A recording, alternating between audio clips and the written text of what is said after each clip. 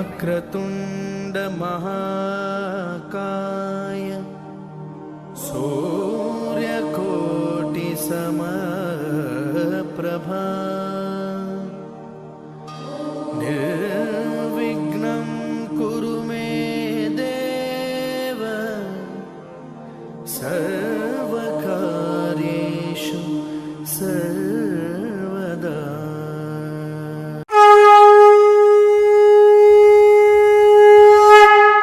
श्री विष्णु ने युगों युगों से लिया है धरती पर अवतार।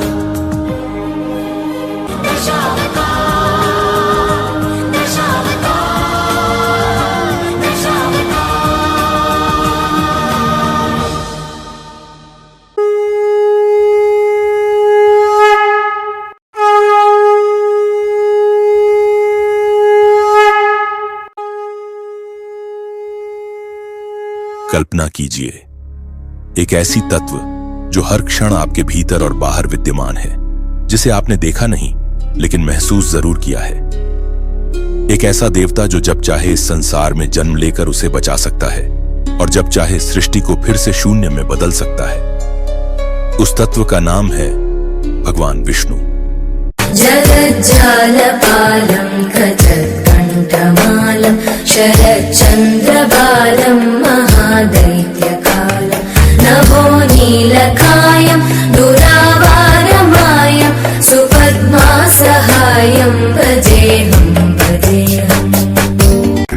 आइए जानते हैं भगवान विष्णु के उन 10 दिव्य अवतारों के बारे में। सबसे पहला अवतार मत्स्य के रूप में हुआ।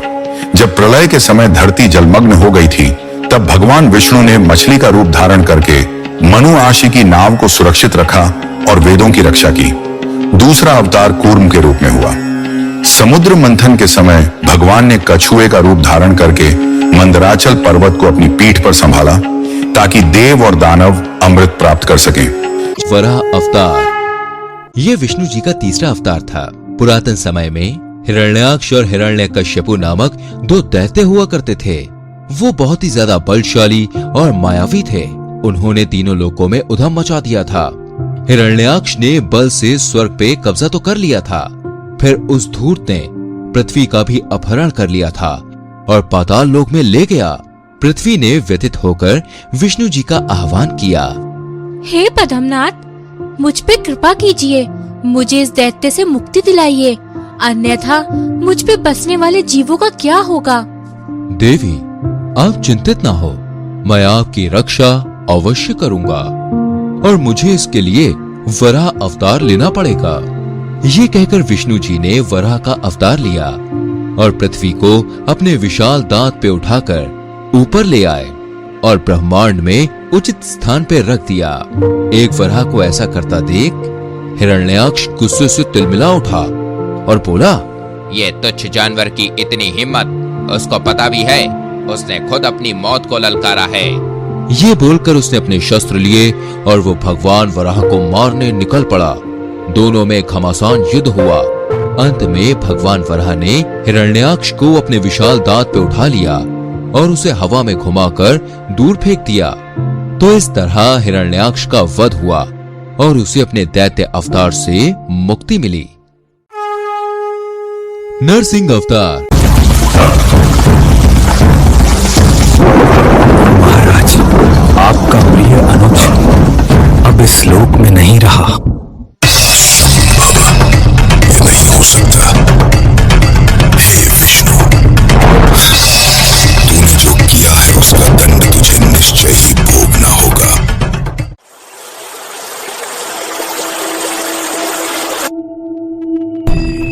ओम ब्रह्मदेवाय नमः। ओम ब्रह्मदेवाय नमः। ओम ब्रह्मदेवाय नमः। नेत्र खोलो वत्स, मैं तुम्हारी तपस्या से प्रसन्न हुआ। प्रणाम परम पितामह। बोलो वत्स, तुम्हें क्या वरदान चाहिए? हे पितामह, मुझे ऐसा वर दीजिए कि न मेरा वध किसी अस्त्र से हो और न ही शस्त्र से। जैसी तुम्हारी इच्छा पुत्र, तथास्तु।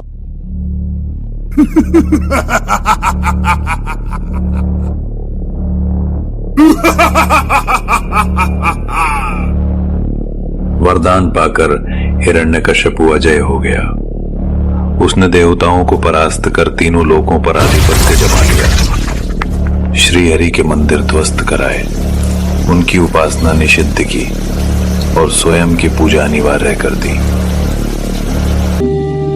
नारायण नारायण। प्रणाम प्रभु। आइए नारद, वैकुंठ में आपका स्वागत है। आज किस कारण से पधारे हैं? प्रभु, अब प्रहलाद के जन्म का समय आ पहुंचा है। सत्य कहा तुमने नारद। जाओ, शिशु प्रहलाद को अपने भक्ति ज्ञान से आलोकित करो। जैसी आपकी आज्ञा प्रभु। नारद ने प्रहलाद को बाल अवस्था में ही परम सत्य का ज्ञान दिया। वह श्री हरि की भक्ति रसधारा में पूर्ण लीन हो गया। परंतु एक दिन यह बात हिरण्यकश्यप को ज्ञात हो गई। थक गया हूं तुम्हारे मुख से यह नाम सुनते सुनते। उस हरि का प्रभाव बढ़ता ही जा रहा है तुम पर यह मत सोचो कि वो छलिया हरि हर बार अपनी दिव्य शक्तियों से तुम्हारी रक्षा करेगा। इस बार मैं ऐसा प्रबंध करूंगा कि तुम उस हरि का नाम भूलने पर विवश हो जाओगे। वो मुख ही क्या जो हरि नाम का उच्चारण ना करे। वो हाथ ही क्या जो श्री हरि को पुष्प अर्पित ना करे। राजा हिरण्यकश्यप ने किया अपना पहला वार, कर दिया भक्त प्रहलाद पे सांपों का प्रहार। ओम हरि नारायणाय नमः। तो हरि कृपा से सर्पों ने उसे छुआ तक नहीं।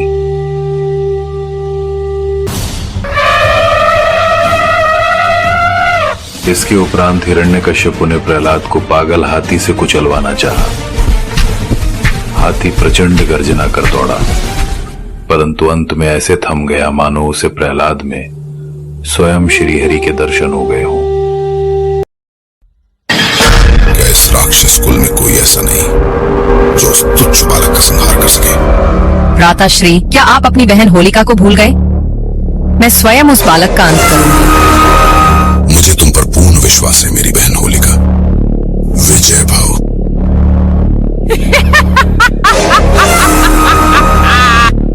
होलिका को स्वयं ब्रह्मा ने अग्नि से अजय वरदान दिया था।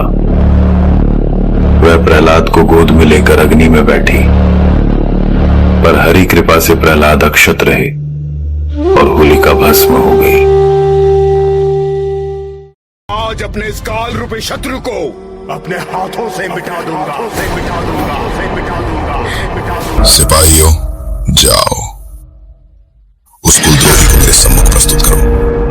प्रणाम पिताश्री, आपने मुझे बुलाया? तुझे मैंने नहीं, तेरी मृत्यु ने बुलाया है। कहाँ है तुम्हारे प्रभु श्री हरि? मुझे तो कहीं दिखाई नहीं देते। यदि वो तुम्हारी रक्षा करने के लिए यहाँ आए हैं तो अदृश्य क्यों हैं? दिखाओ मुझे, दिखाओ तुम्हारे प्रभु श्री हरि कहाँ है? दिखाओ, दिखाओ, दिखाओ, दिखाओ, दिखाओ।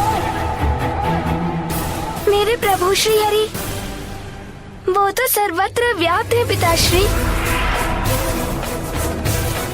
ऐसा कोई स्थान नहीं है जहाँ वो विद्यमान ना हो। अच्छा, तो फिर अवश्य ही वे इस खंभे में भी होंगे।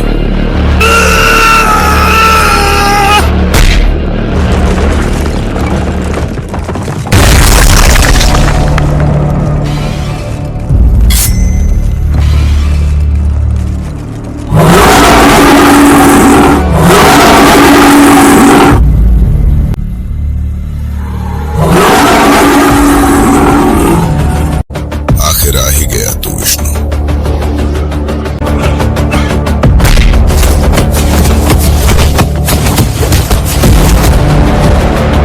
भगवान नरसिंह और हिरण्यकश्यपु के मध्य भयानक युद्ध हुआ। रण संध्या तक चलता रहा। अंततः भगवान नरसिंह ने हिरण्यकश्यपु को दहलीज पर पटक कर गोद में उठाया।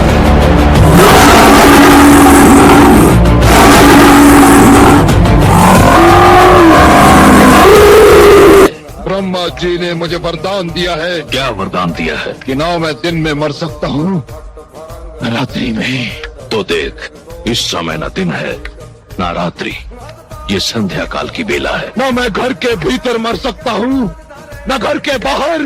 तू न घर के भीतर है न घर के बाहर, तू इस समय चौखट पर है। कि ना मैं धरती पर मर सकता हूँ आकाश में। ब्रह्मा ने सत्य कहा था। देख, तू इस समय ना धरती पर है ना आकाश में, तू धरती और आकाश के मध्य मेरी गोद में है। मैंने कहा था कि ना मुझे पशु मार सकता है न मानव। मुझे ना कोई पशु मानेगा ना मानव। मेरा नाम नरसिंह है। कि मेरी मृत्यु अस्त्र संभव है। अस्त्र से मेरे हाथों में ना कोई अस्त्र है ना शस्त्र। मैं अपने नखों से तेरा उदर चीर कर तेरा वध करने जा रहा हूँ।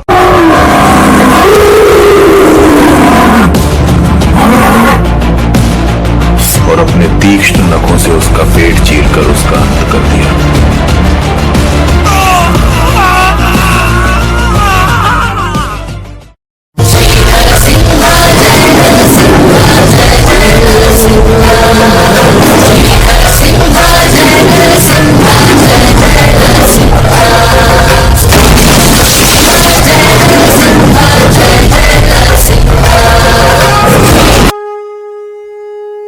वामन अवतार। ये कथा है असुरों के तेजस्वी राजा बलि की। बलि प्रहलाद के वंशज थे, परंतु उनके अंदर स्वाभिमान और शक्ति का अद्भुत संगम था।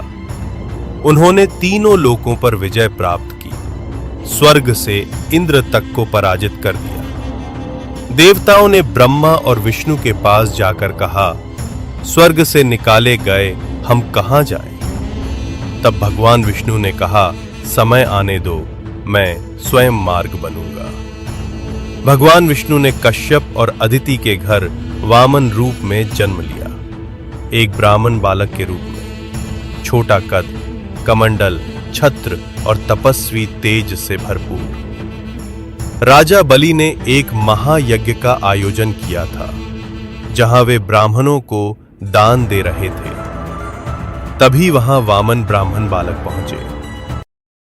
सहनो भुनक्तु सह वीर्यं करवावहे तेजस्विनावधीतमस्तु मा विद्विषावहे। सर्वे भवन्तु सुखिनः सर्वे सन्तु निरामया सर्वे भद्राणि पश्यन्तु मा कश्चित् दुःख भाग् भवेत्।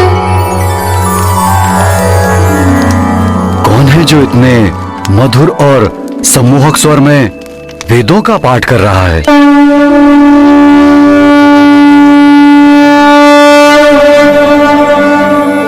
प्रणाम ब्राह्मण श्रेष्ठ। आप जैसे दिव्य ज्ञान संपन्न अद्भुत अलौकिक व्यक्तित्व के मेरे इस अश्वमेध यज्ञ के आयोजन में पधारने से मैं राजा बलि कृतार्थ हुआ। मुझे विश्वास है आपकी कृपा से मेरा ये यज्ञ अवश्य सफल होगा। हे विप्रवर, अपने यज्ञ को पूर्ण करने हेतु मैं दान कर पुण्य लाभ प्राप्त कर रहा हूँ। आप आज्ञा दें, मैं आपके लिए क्या प्रस्तुत करूं? राजन, अपन यदि आप कुछ देना ही चाहते हैं तो मैं आपसे वो सब दान में मांगता हूँ जो मेरे 3 पग में समा जाए, 3 पग में समा जाए, 3 पग में समा जाए, पग में समा जाए।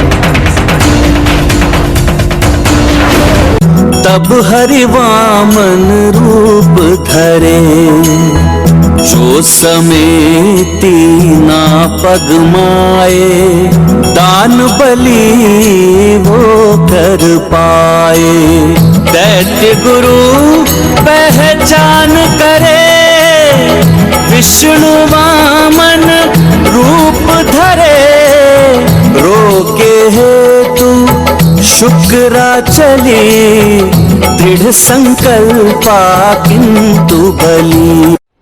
विप्रवर, आपके 3 पग में जो भी समाएगा वो मैं आपको दान देने का ये संकल्प लेता हूँ।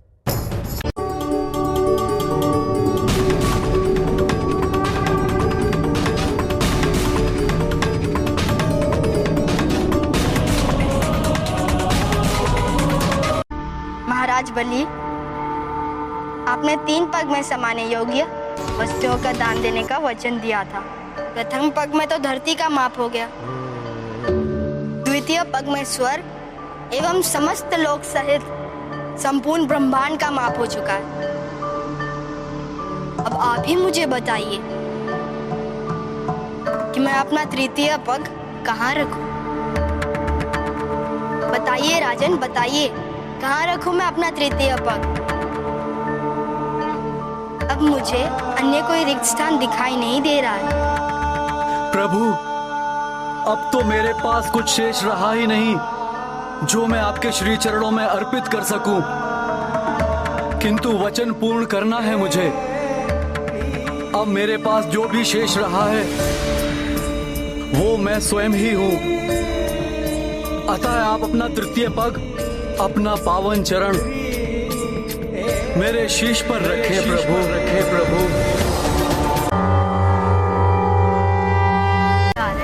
आपकी कीर्ति युग युगांतर तक स्थित रहेगी। मेरा आशीर्वाद है आपको। अब से कल्पांत तक आप पाताल स्थित सुतल लोक के राजा रहेंगे। समस्त ऐश्वर्य एवं वैभव सदैव आपके राज्य में अक्षुण्ण बने रहेंगे। मैं स्वयं आपके राज्य की सदा रक्षा करूंगा और भविष्य में अगले स्वर्ग अधिपति इंद्र का पद आपको प्राप्त होगा। आपकी कृपा अपरंपार है प्रभु। मैं धन्य हो गया प्रभु, धन्य हो गया। आपका सदैव कल्याण हो दैत्यराज बलि। परशुराम अवतार। परशुराम का जन्म ऋषि जमदग्नि और उनकी पत्नी रेणुका के घर हुआ। वे ऋषि भृगु के वंशज थे, इसलिए उन्हें भृगुवंशी ब्राह्मण कहा जाता है।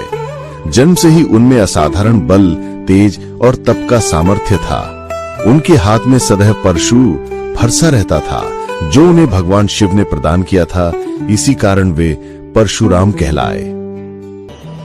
मैं तुम्हें वो शस्त्र प्रदान करूंगा जिसे आज तक किसी ने भी शस्त्र के रूप में प्रयोग नहीं किया है।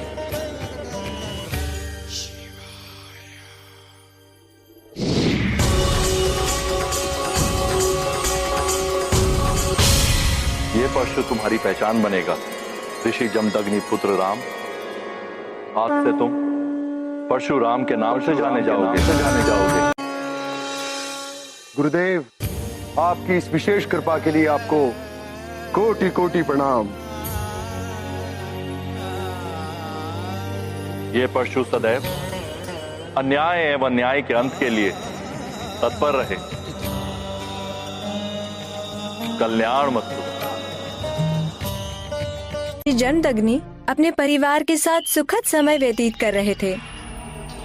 फिर एक दिन प्रभु परशुराम वन में लकड़ियां लेने गए हुए थे। उस समय क्रूर राजा कार्तवीर्य अर्जुन अपनी सेना के साथ उनके आश्रम के निकट से निकला और आश्रम को देख वे अशिष्टता पूर्वक अपने सैनिकों के साथ उसमें प्रविष्ट हो गया।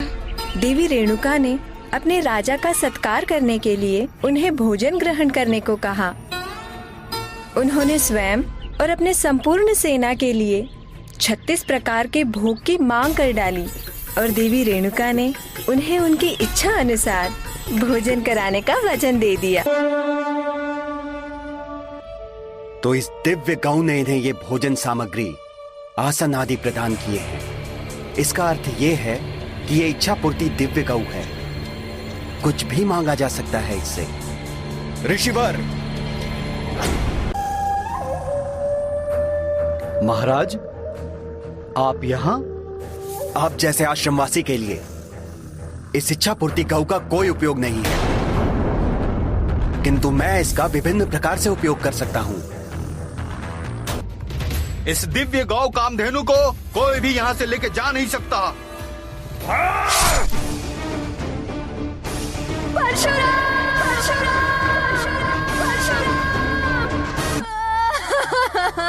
माता, ये क्या हो गया? ये महाविनाश जैसे कोई भूचाल आया हो। दिव्य गौ कामधेनु भी नहीं है। कार्तवीर अर्जुन! मैं जमदग्नि पुत्र परशुराम शपथ लेता हूं, मैं अपने पिता की इस निर्जीव देह की तुम्हारे वंश का समूल नाश करूंगा। मैं जितने आघात तुमने मेरे पिता और भाइयों की देह पर किए हैं, उतनी बार मैं तुम जैसे अभिमानी और अत्याचारी राजाओं का संहार करूंगा। इस धरा से रक्तिम कर दूंगा मैं क्षत्रियों के लहू से संपूर्ण पृथ्वी को, और इसका आरंभ होगा तुम्हारे विनाश से। देखो मेरी सहस्त्र भुजाएं क्षण भर में मसल के रख देंगी तुम्हें। नाश नाश होगा इसी प्रकार समस्त अत्याचारी राजाओं का।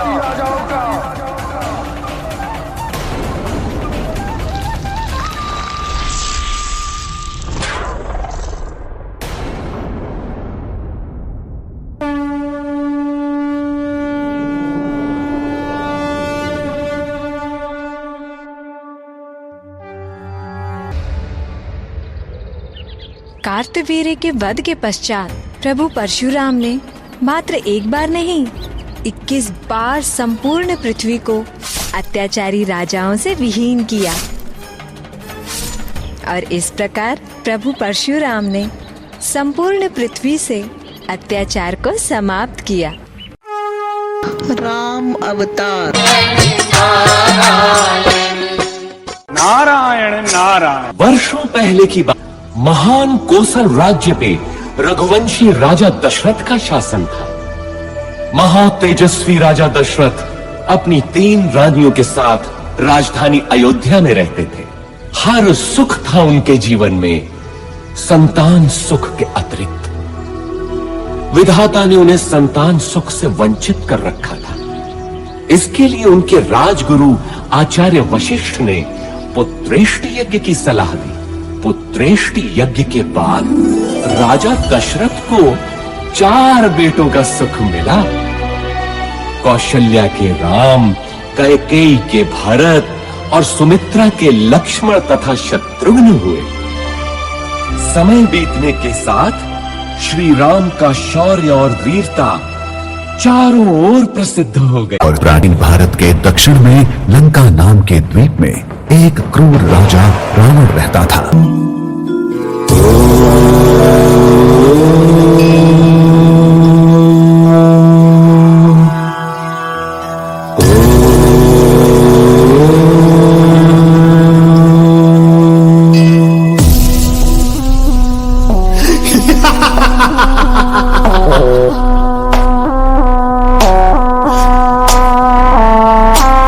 मेरी लंका सोने की, तीनों लोकों में मेरा प्रताप है। सर्वशक्तिमान हूँ मैं, महाकाल मेरे साथ है। अकाल मृत्यु मरता काम करता जो चंडाल का, काल उसका क्या बिगाड़े भक्त जो महाकाल का। अकाल मृत्यु मरता काम करता जो चंडाल का, काल उसका क्या बिगाड़े भक्त जो महाकाल का।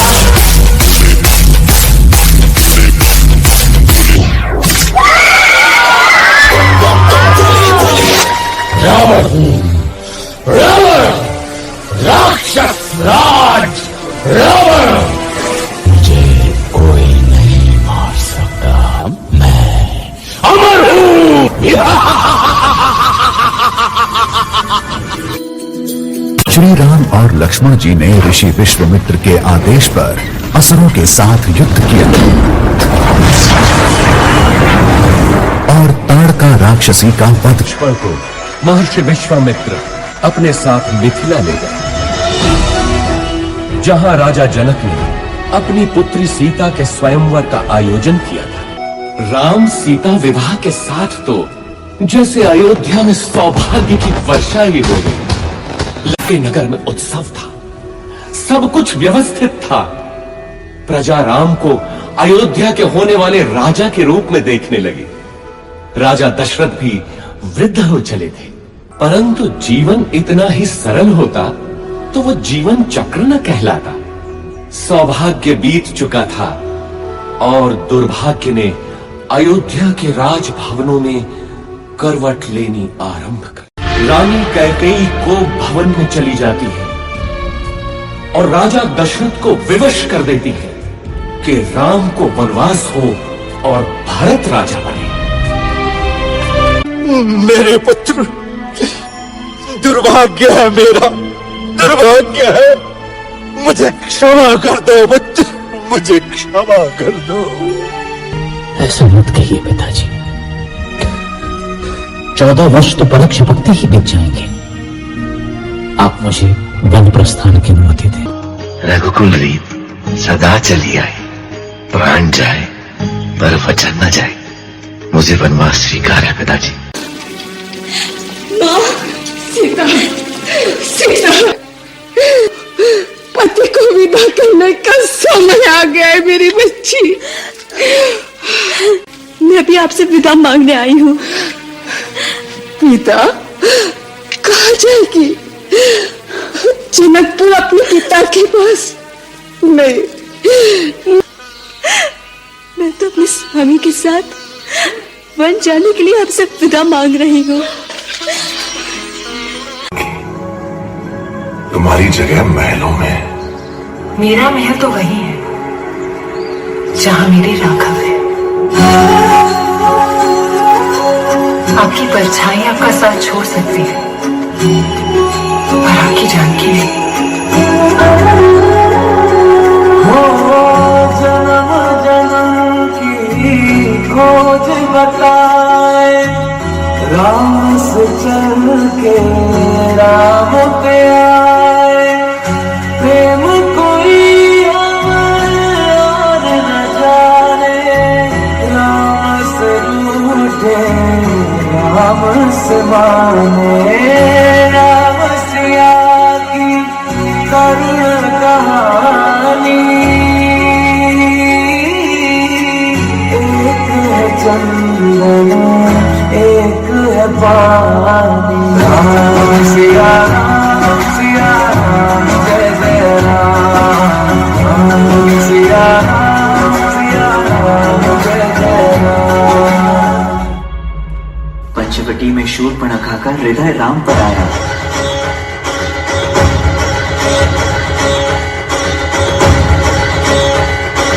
पर मर्यादा पुरुषोत्तम ने उसका विवाह प्रस्ताव ठुकराया। सीता को देख शूर्पणखा अपने असुर रूप में आई। बहन दशानन रावण की है वो, उसने चित्कार लगाई। फिर सीता को हानि पहुंचाने उसने कदम बढ़ाया। तभी अनुज लक्ष्मण ने उसकी नाक को काट गिराया।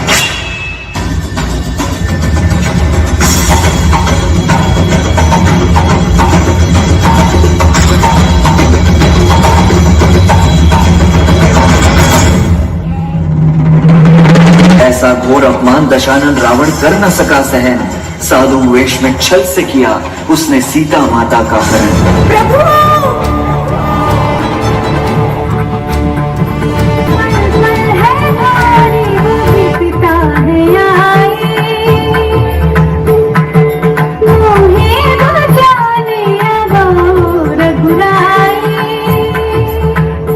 श्री राम ने लिया धनुष और बाण, मन में साधा एक ही लक्ष्य, होगा रावण का काम तमाम।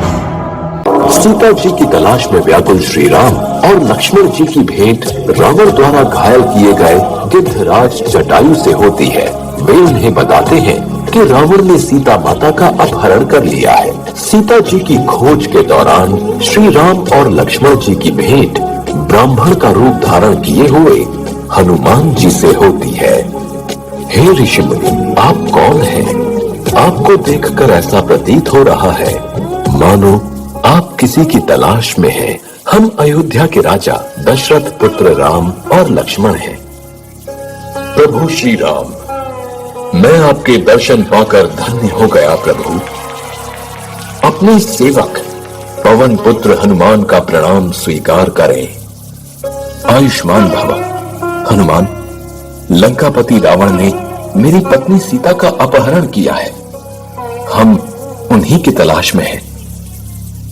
ये दुखद समाचार सुनकर हनुमान जी श्री राम और लक्ष्मण जी को अपने साथ लेकर ऋष्यमुख पर्वत पहुंचे, जहां उनकी भेंट सुग्रीव से हुई।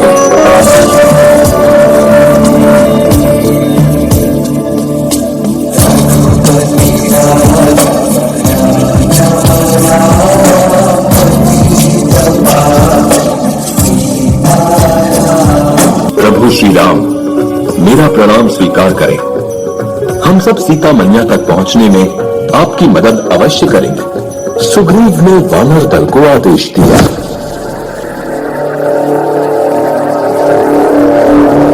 हो रही रावण की सोने की लंका, हो न हो रावण ने माता सीता को वहीं छिपा रखा होगा। मैं उड़कर विशाल समुद्र को पार करके वहां जाऊंगा। आप सब यहीं मेरी प्रतीक्षा करें।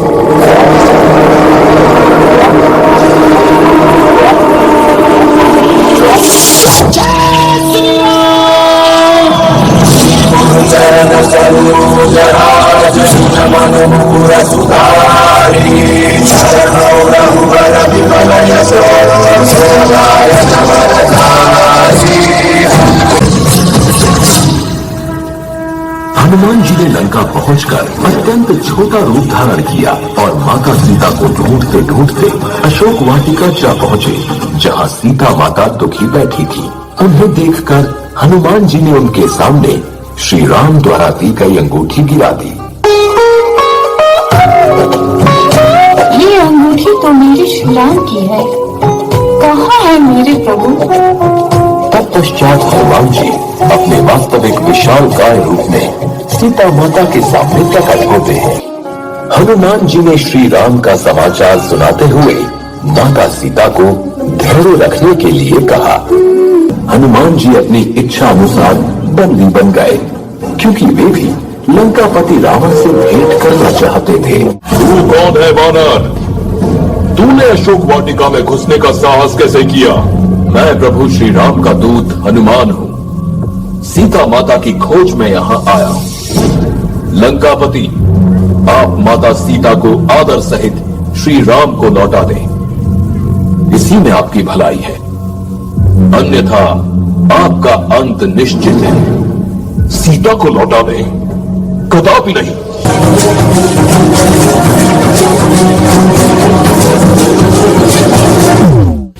प्रभु, शुभ समाचार है। माता सीता का पता चल गया है।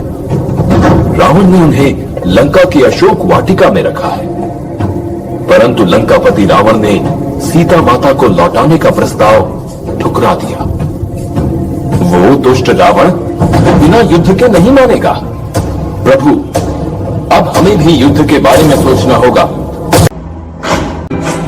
आरंभ है प्रचंड बोले मस्तकों के झुंड, आज जंग की घड़ी की तुम गुहार गो। मान मान शान या की जान का हो दान, आज एक धनुष के बाण पे उतार लो। आरंभ है प्रचंड। रणभूमि में लंकापति रावण से हुआ भीषण संग्राम।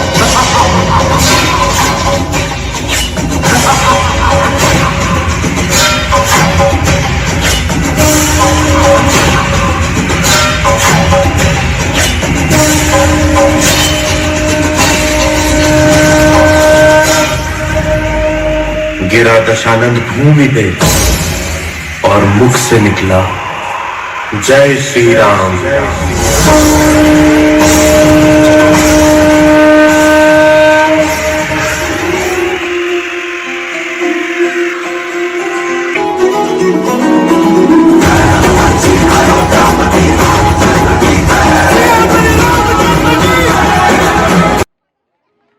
श्री कृष्ण अवतार। कृष्ण पक्ष की अष्टमी थी, अंधेरी रात थी। आसमान में बिजली कड़क रही थी, ऊर्जा क्रम पर थी, बारिश चल रही थी। मथुरा नगरी की कार फूट रही थी, मां देवकी को प्रसव की पीड़ा उठी थी। स्वर्ग में देवों की उत्कंठा बढ़ी थी, यह कृष्ण जन्म की घड़ी थी। एक तेजपुंज दिखाई दिया। मां देवकी ने एक ओजस्वी बालक को जन्म दिया। माता पुराने बालक को छाती से लगाया, भगवान ने पहली बार ममता का अमृत पान किया। अपनी खुशी से देवकी ने वासुदेव को बालक सौंप दिया। टोकरी में बालक रख वासुदेव ने प्रथम प्रयाण किया। चल पड़े मथुरा से गोकुल की ओर अपने मित्र नंद के। बारिश की आधी रात थी, यमुना नदी पार करनी थी, पानी सर तक आने को था। वासुदेव ने इष्ट को याद किया। तभी कृष्ण ने अपने अंगूठे से यमुना स्पर्श किया। उफान में उछलती यमुना ने तुरंत रास्ता दिया। ये बड़ी अनोखी बात थी, पर ये तो कृष्ण लीला की शुरुआत थी।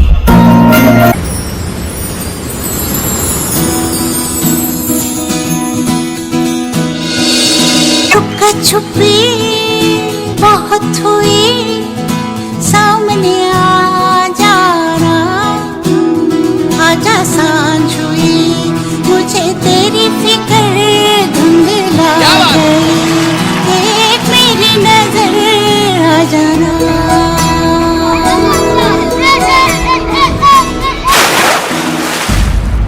उस नदी में मत जाओ कान्हा, विषैला सांप कालिया तुम्हारे प्राण हर लेगा।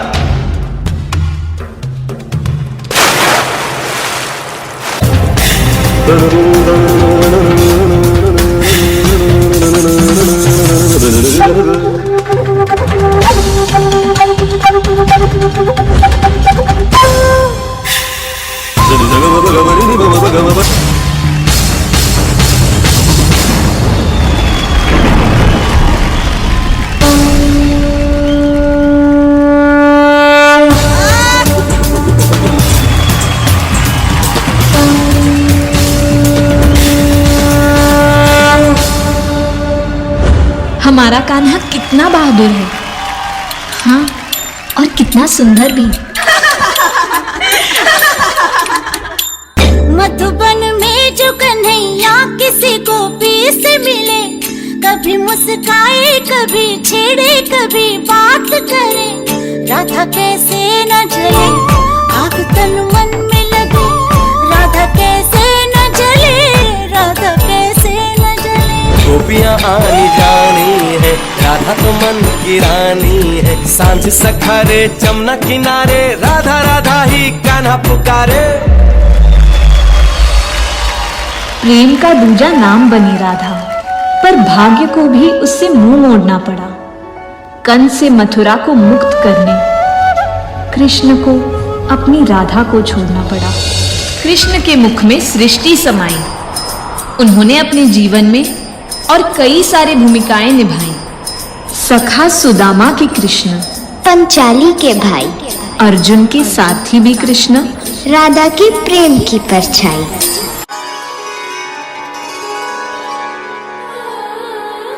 जब श्री कृष्ण ने किशोर अवस्था में प्रवेश किया तो उनके मामा कंस ने उन्हें द्वंद्व युद्ध के लिए आमंत्रित किया। श्री कृष्ण को एहसास हो गया कि कंस का वध करने का समय आ गया है।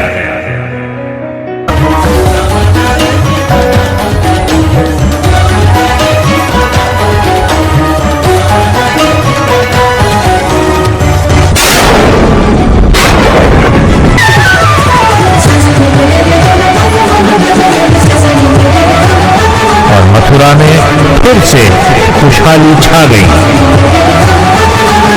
जब धर्म और अधर्म का महासंग्राम छिड़ा,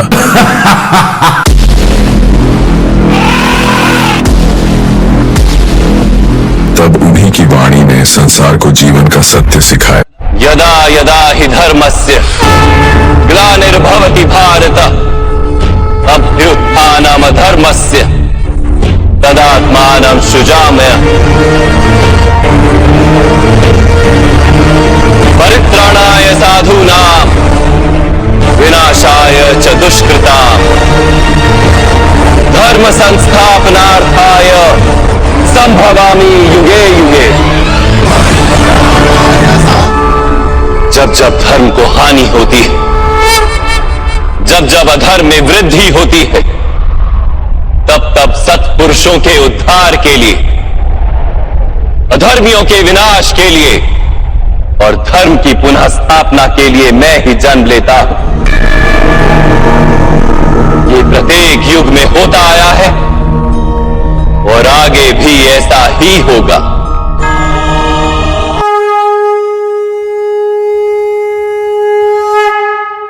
बुद्ध अवतार।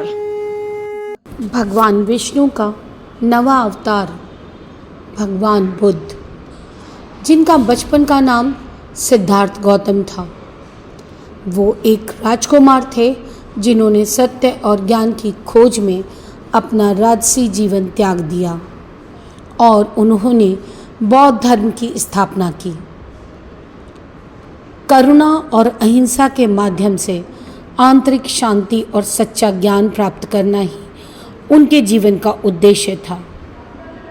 बुद्ध ने जीवन के दुखों के कारण को समझा और उन्हें समाप्त करने का मार्ग सिखाया, जिसे अष्टांगिक मार्ग के रूप में भी जाना जाता है। कल्कि अवतार। कल्कि अवतार शास्त्रों के अनुसार जब कलियुग में अधर्म, अन्याय और पाप अपनी चरम सीमा पर पहुंचेंगे, तब भगवान विष्णु घोड़े पर सवार होकर कल्कि रूप में प्रकट होंगे। हाथ में चमकती तलवार लिए वे संसार से सभी अधर्म और अन्याय का अंत कर धर्म की पुनः स्थापना करेंगे।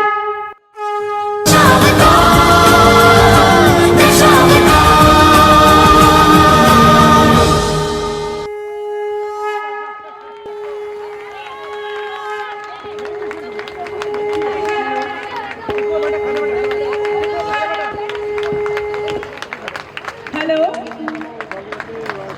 और दर्शकों का ग्रुप प्लीज आप लोग यहीं रुकिए। OHPC is going to present you a small token of appreciation, a certificate for you all. Please wait for here. बहुत बढ़िया।